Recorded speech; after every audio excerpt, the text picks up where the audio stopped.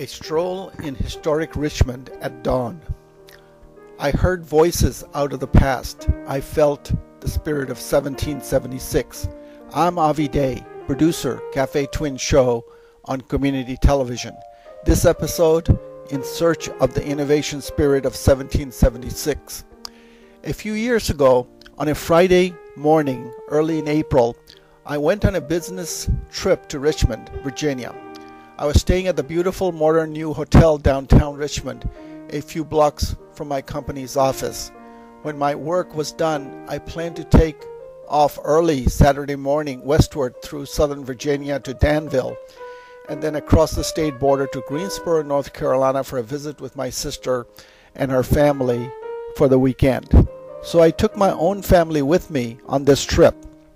Saturday at the crack of dawn, I took a stroll in search of a bakery or a breakfast place for a few freshly baked muffins to start our holiday morning family visit by automobile.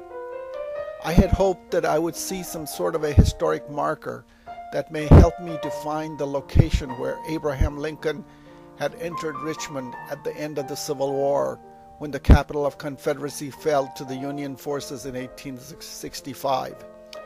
The president's first order was to the U.S. Army Band to strike up his favorite tune, Dixie.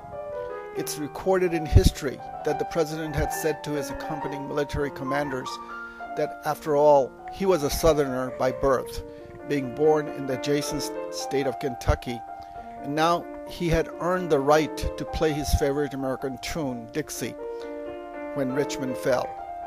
And so Dixie was played at the heart of Richmond that day of desolation, pain, joy, and promise in 1865. On this morning in April, Richmond downtown was not yet open for business. Streets were empty, and except for a few hard hats going to their job sites, one such hard hat with a big coffee cup in his hand gave me the location of the nearest open breakfast place few blocks up the top of the hill and adjacent to the Virginia Commonwealth University Hospital. So I took off on my stroll. The morning was refreshing, and it was an emerging, bright Saturday morning. I was glad to have the opportunity to see the university campus, even just to know where in Richmond this old and venerated educational institution is located. I knew that VCU is the only other university beside George Mason University in Northern Virginia that had a Nobel Prize winning scholar among its faculty. For me, this fact has always been important and matter of pride as a longtime Virginia resident. Across the street from the hotel, there were a number of brick buildings that looked like old tobacco warehouses, mostly now have been restored as office space. There was also a few quaint restaurants, now closed this early morning, and a historic small hotel across the street.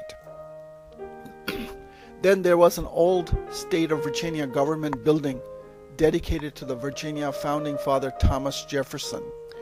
The wall of this building once must have had a wide vista from surrounding areas, but the view now blocked by adjacent tall buildings is a beautiful mural featuring a Jefferson sculpture and stating the Jefferson legacy as a farmer, inventor, and a statesman, as three major accomplishments in his life. Several blocks up, I reached a marker that signified VCU campus and the entrance to the main university medical school building. I stopped to study the map that gave the identity of all of the university buildings and also the biotech park that I cataloged in my mind for a future trip to Richmond. Then it happened. I walked into history totally unexpected. My mind just simply seemed to explode into a different time, a different place. I heard voices out of the past. I felt the spirit of 1776. There was a small building adjacent to VCU Medical School and with an old historic marker stating it as the Ben Jonson Auditorium. The doors were closed this early morning, but no doubt this historic location was real. I did not know then that the Virginia delegates had met here at the new Academy Theater located in this spot. The theater was to be a part of a new innovative educational institution envisioned by a French expatriate named Chevalier Alexandre Quesnay de Beaurepaire. The historic marker states that the Virginia delegates had met here in the year 1788 and ratified the Constitution of the United States. I did not recognize most of the delegate names that had signed this historic document to give America its start. This venerated document was created 12 years after the Declaration of Independence that came into existence at Philadelphia in 1776, long before there was assurance of liberty. The Constitution was signed into existence after the military battles for independence had been won in the previous 12 years.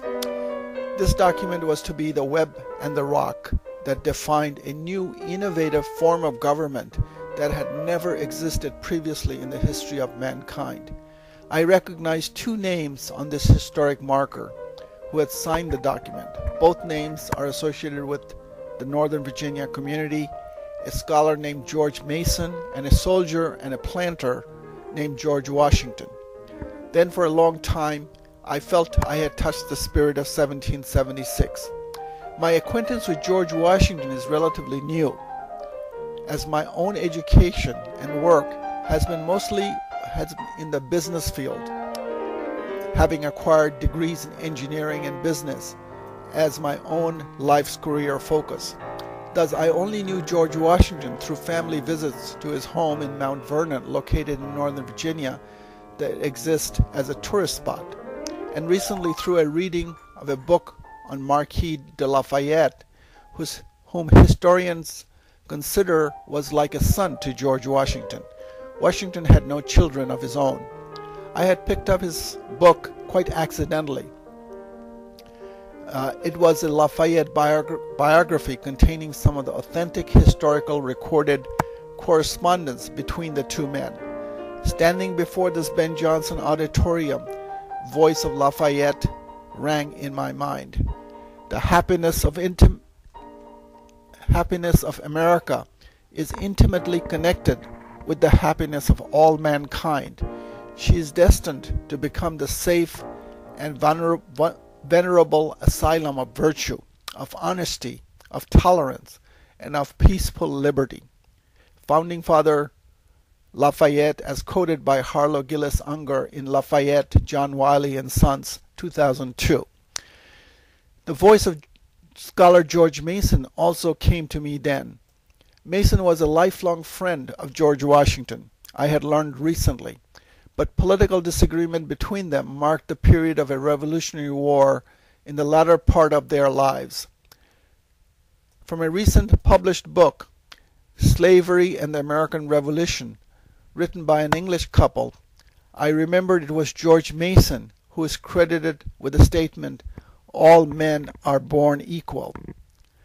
He had boldly announced this view before an aristocratic meeting of Virginia legislators around 1775. But the scholar was vilified for his view by the aristocratic legislators of that era. But the view was later revised by his friend and fellow scholar Thomas Jefferson to a more politically palatable, "All men are created equal," as recorded in the Declaration of Independence. That historic document finally was adopted after much debate by the delegates of the first U.S. Congress meeting in Philadelphia, Pennsylvania in 1776. I lingered in front of the Ben Jonson Auditorium for a while, then I picked up food from the nearby open breakfast place and returned to family and hotel room. I was then ready to leave Richmond and head westward through rural Virginia to my family destination. I had heard voices out of the past in Richmond, Virginia. I had felt the spirit of 1776.